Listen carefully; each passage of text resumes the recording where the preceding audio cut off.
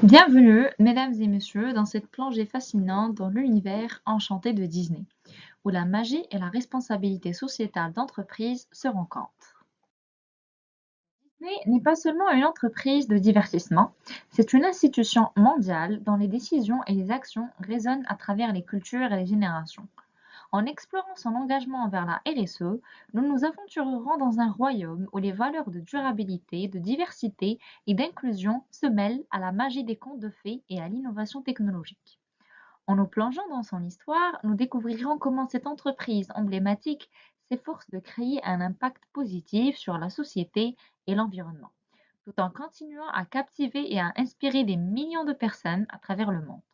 Préparez-vous à être transporté dans un voyage où les rêves se rencontrent avec l'action, où la fantaisie fusionne avec l'engagement et où la magie de Disney prend une nouvelle dimension à travers son engagement envers la responsabilité sociale d'entreprise. En ce qui concerne le plan, nous allons tout d'abord rappeler la notion de la RSE, présenter brièvement l'entreprise Disney, ensuite ses bonnes pratiques RSE ainsi que quelques scandales. Commençons par rappeler ce qu'est la RSE. Alors, une stratégie RSE, dite responsabilité sociétale des entreprises, est un plan d'action élaboré par une organisation pour intégrer les enjeux sociaux, environnementaux et économiques dans ses pratiques et décisions. Elle repose sur l'idée que les entreprises ont une responsabilité envers la société et l'environnement dans lesquels elles évoluent. La stratégie RSE consiste à définir des objectifs concrets et mesurables en matière de durabilité, à mettre en place des actions pour les atteindre, à suivre les progrès réalisés et à communiquer de manière transparente sur les résultats obtenus. Elle implique une prise en compte des parties prenantes internes et externes, telles que les employés, les clients, les fournisseurs, les communautés locales et les organisations de la société civile. Disney, il est fondé en 1923 par Walt Disney et Roy O. Disney. The Walt Disney Company est aujourd'hui l'une des plus grandes entreprises de divertissement au monde. Avec son siège social en Californie, Disney il opère dans divers secteurs, notamment le cinéma, la télévision, les parcs à thème, les produits de consommation et les médias interactifs. Au fil des décennies, Disney a construit un empire culturel à travers des franchises emblématiques telles que Mickey Mouse, Disney Princess, Star Wars, Marvel, Pixar et bien d'autres marques. Mais au-delà de ses réalisations artistiques et commerciales, Disney s'efforce également d'être un leader en matière de la RSE. La société reconnaît son influence sur la culture mondiale et assume la responsabilité qui en découle. À travers sa stratégie de RSE, Disney s'engage à promouvoir la durabilité environnementale, à favoriser la diversité et l'inclusion, à soutenir les communautés locales et à promouvoir des pratiques commerciales éthiques. La RSE sur le plan environnemental.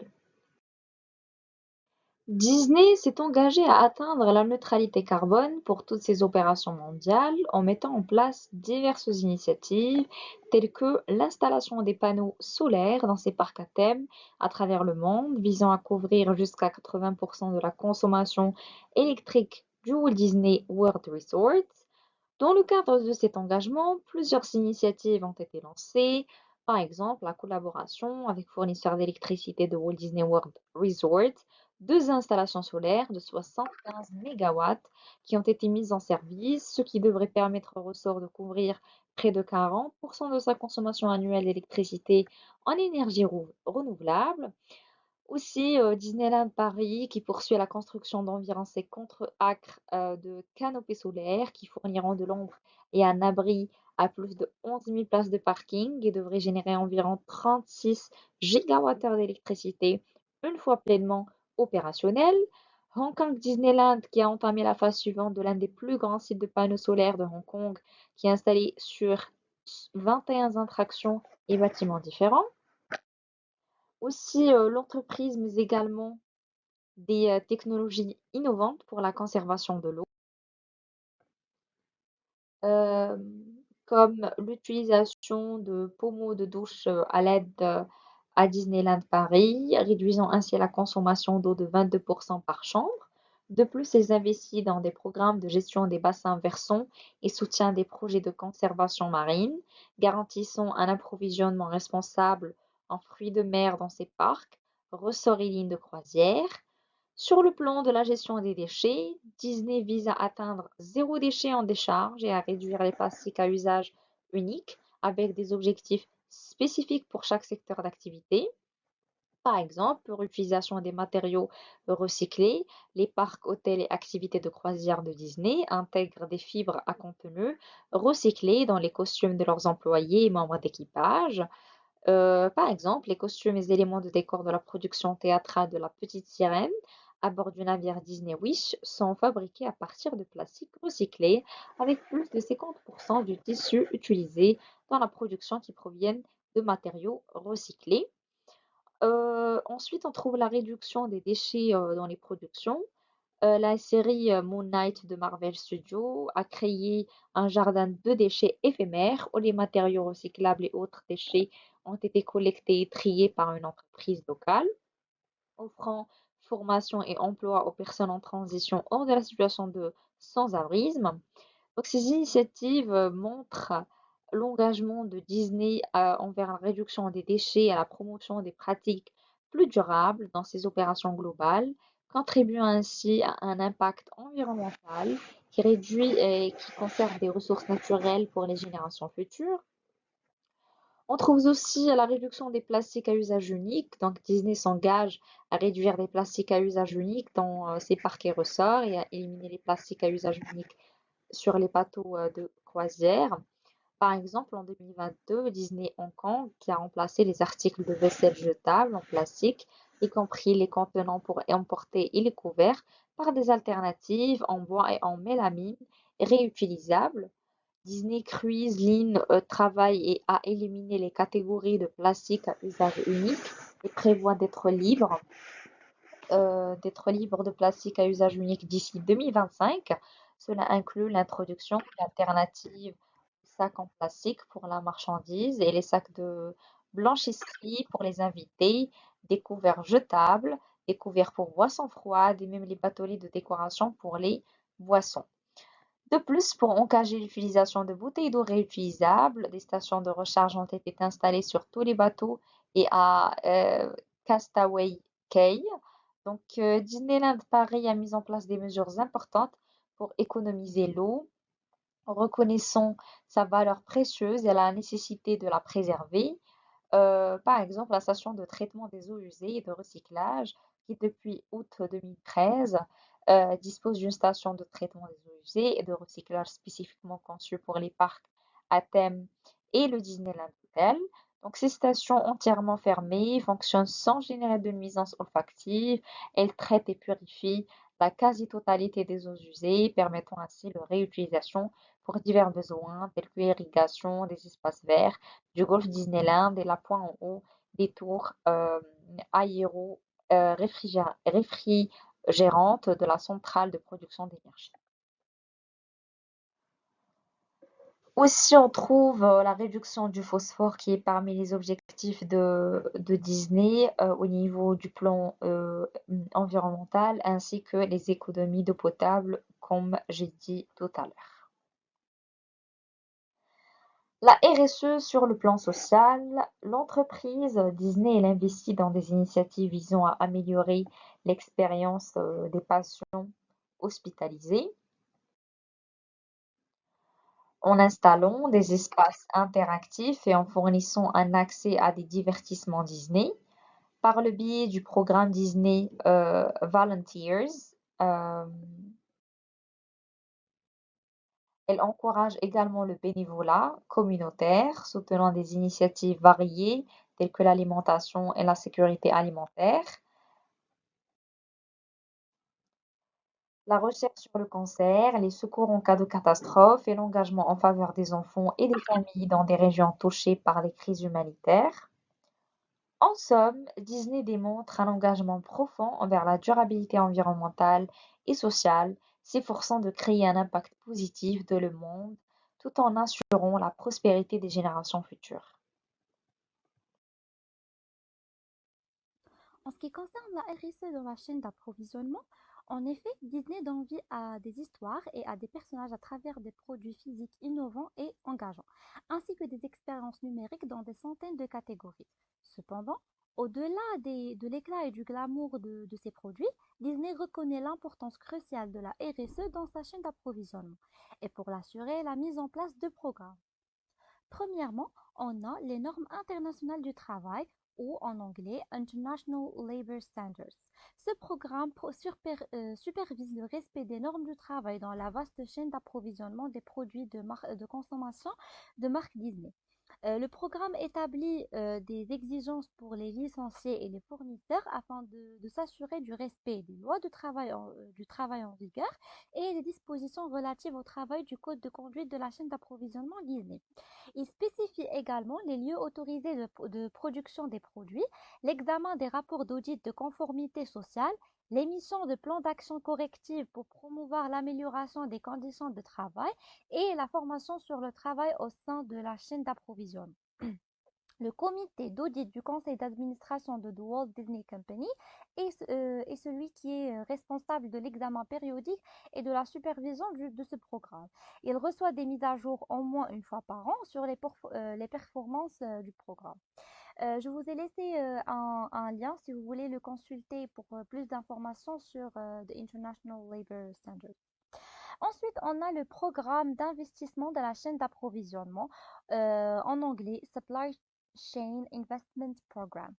Ce programme attribue des subventions à des organisations à but non lucratif, des entreprises sociales, des organisations internationales et d'autres groupes qualifiés et qui vise à développer des solutions et à encourager la collaboration pour résoudre des problèmes tels que le travail forcé, l'autonomisation des travailleurs, la traçabilité, le travail des enfants et le recrutement éthique dans les chaînes d'approvisionnement mondiales. Le Supply Chain Investment Program finance des programmes qui ont pour objectif promouvoir l'innovation pour s'attaquer aux causes profondes des mauvaises conditions de travail pour les ouvriers de la chaîne d'approvisionnement, incuber des outils qui améliorent la transparence de la chaîne d'approvisionnement, soutenir l'approvisionnement éthique dans les chaînes d'approvisionnement mondiales et améliorer les normes du travail et les mécanismes de responsabilisation. Depuis 2012, 250 000 ouvriers ont directement bénéficié de ce programme et Disney a offert ou contribué par 24 millions de dollars à travers ce programme. Ensuite, on va parler de la RSE dans le marketing. En effet, Disney accorde une attention particulière aux droits des enfants ainsi qu'à leur maturité cognitive et émotionnelle. Il dispose de politiques internes qui s'appliquent au marketing et qui visent à prendre des précautions supplémentaires pour promouvoir la sécurité numérique et physique des enfants dans leurs produits, expériences et communications et à les encourager à faire des choix sains. Cette politique nutritionnelle guide la promotion d'aliments et de boissons plus sains auprès des enfants et des familles. Elle s'applique à la promotion de studios, d'alimentation et de boissons, à la publicité de tiers sur leur chaîne pour enfants et aussi au menu pour enfants dans les parcs Disney.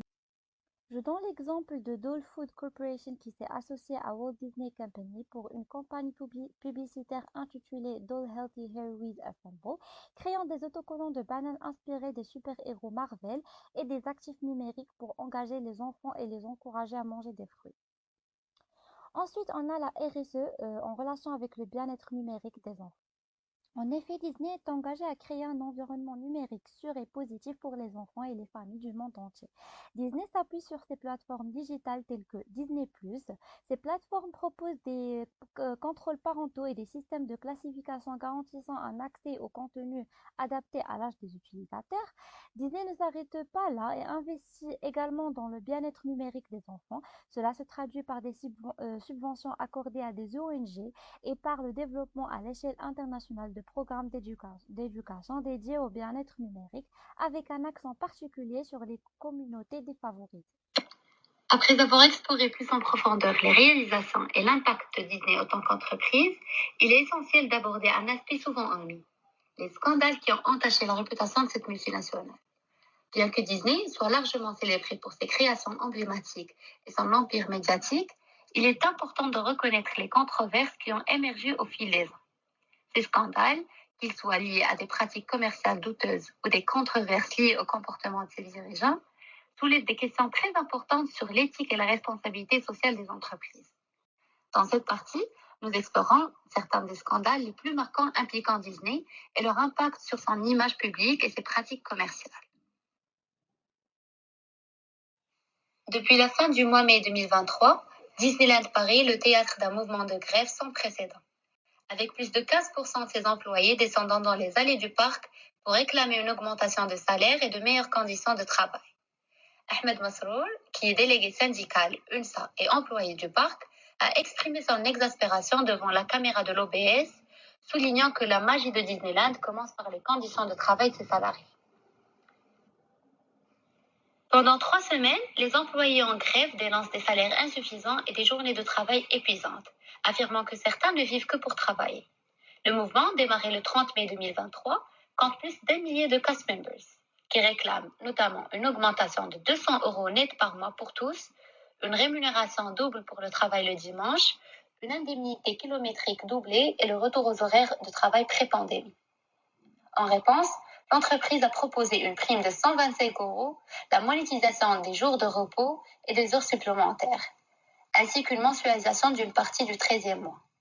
Cependant, ces propositions sont jugées insuffisantes et qualifiées de mesurettes par Ahmed Masrour, qui insiste sur la nécessité pour l'employeur d'écouter les revendications des salariés. La mobilisation des grévistes se poursuivra tant que le dialogue entre les employés et l'entreprise n'aura repris, affirme-t-il. Il souligne aussi la détermination et la mobilisation du personnel.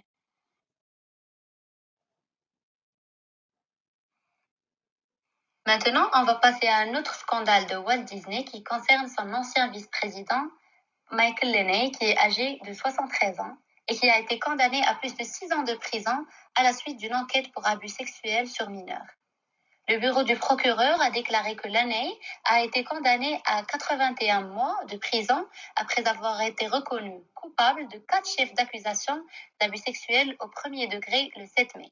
En plus de la peine de prison de Lenney, l'ancien vice-président doit également s'inscrire en tant que délinquant sexuel. Selon WTKR, les éléments de preuve présentés lors du procès de Lenney ont montré qu'en mars 2018, une jeune fille a révélé avoir été victime d'abus sexuels de la part de Lenney. Apparemment, cette révélation a d'abord été signalée aux autorités judiciaires de l'État de Washington, où vivait la victime à l'époque. Parmi les autres scandales associés à Disney, on trouve premièrement l'affaire du Bangladesh. En 2013, l'effondrement du Rana Plaza au Bangladesh, qui abritait plusieurs usines textiles produisant des vêtements pour de grandes marques mondiales, dont Disney, a suscité des préoccupations quant aux pratiques d'approvisionnement de l'entreprise et à son rôle dans la garantie de conditions de travail sûres pour les travailleurs. L'effondrement du Rana Plaza était le résultat d'une succession de dysfonctionnements et de négligences coupables, à savoir la corruption des autorités administratives locales par les propriétaires de l'usine, l'inaction et la passivité complice des donneurs d'ordre, silencieux face à l'absence de respect des normes de sécurité alimentaire chez leurs sous-traitants. Un autre point qui déstabilise la RSE de Disney est l'impact environnemental des parcs à thème. Alors, bien que Disney ait pris des mesures pour réduire son impact environnemental, les parcs à thème de l'entreprise consomment d'importantes quantités d'énergie et produisent des déchets considérables, ce qui a entraîné des critiques de la part des groupes environnementaux et des défenseurs de la RSE. Un dernier point à souligner est celui de la disparité de traitement entre les parcs d'attractions Disney en France et aux États-Unis face à la crise économique due à la pandémie de Covid-19. Alors que Disneyland Paris a envisagé un plan de départ volontaire pour 1000 personnes, les parcs américains ont fait face à la suppression de 32 000 postes, principalement à Disney World Orlando. La direction de l'entreprise a rapidement mis la majorité de ses employés en chômage partiel, mais les conditions diffèrent grandement entre les deux côtés de l'Atlantique, avec des indemnités beaucoup moins avantageuses aux États-Unis. Cette décision, qui affecte massivement les employés, met en lumière le poids de la responsabilité financière envers les actionnaires par rapport à la responsabilité sociale de l'entreprise. En conclusion, la RSE occupe une place centrale dans la philosophie et les actions de Disney. Autant que l'une des marques les plus influentes de la planète, Disney reconnaît son pouvoir et son devoir d'agir de manière responsable envers la société et l'environnement. Cependant, malgré de nombreuses initiatives dans ce domaine, l'entreprise a également été confrontée à des scandales qui ont remis en question ses pratiques éthiques et son engagement en matière de responsabilité sociale. Par exemple, l'arrestation de Michael Laney, ancien vice-président de Walt Disney Pictures et Télévision pour abus sexuels sur mineurs, a soulevé des préoccupations graves quant à la culture de l'entreprise et au protocole de sécurité de cette dernière. Néanmoins, Disney continue de montrer l'exemple en intégrant des principes de durabilité, de diversité et d'inclusion dans tous les aspects de ses activités. En continuant sur cette voie, Disney façonne un avenir où le divertissement et la responsabilité sociale vont de pair, inspirant ainsi d'autres entreprises à suivre son exemple pour créer un monde meilleur pour tous. Merci pour votre attention.